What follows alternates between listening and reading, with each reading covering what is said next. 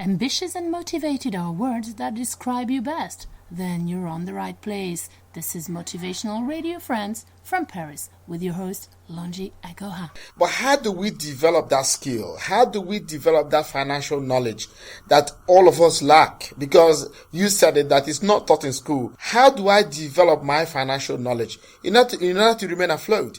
Because if I am paid 1 million euros or 1 million naira, as the case may be, or $1 million, and I use all of the 1 million, I am still as broke as somebody who received just a very small chunk of the money. So how do I get financial knowledge or the financial skills to help me leverage on what I have? Again, I go back to the test. How do I learn how to drive?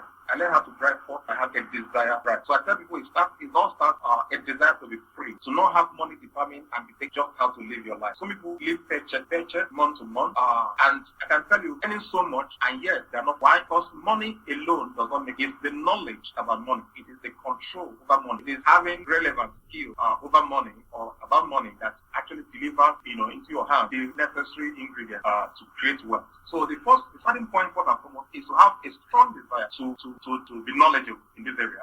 And then secondly, just like my example about learning how to drive, you need to find someone really have the knowledge and the skill so that they can, so it's transferable. The knowledge is transferable. So I need to find someone, like I tell people, I'm a wealth creation coach. I'm also a financial intelligence coach. I do a lot of financial training for people. So it's by training too.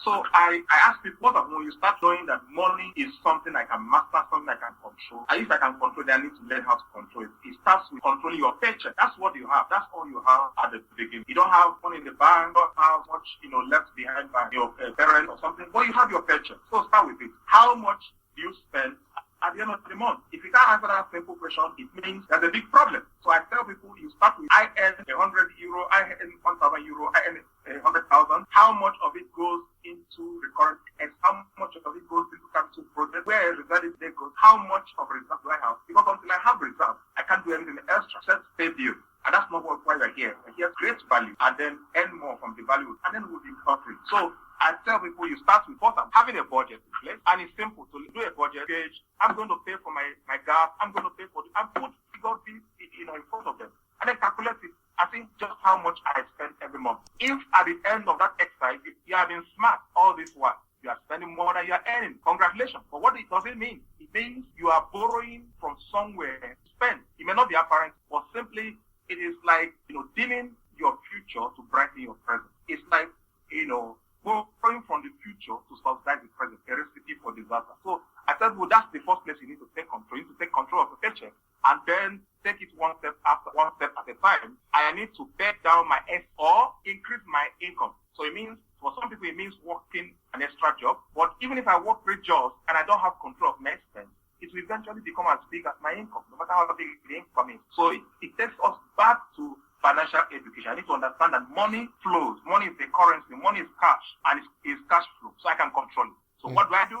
I create a budget that makes sure that it limits the assets I have to fund loose funds, put away the assets or the surplus to a different place where I can have access, and then try somehow to live within the limits of the budget I have.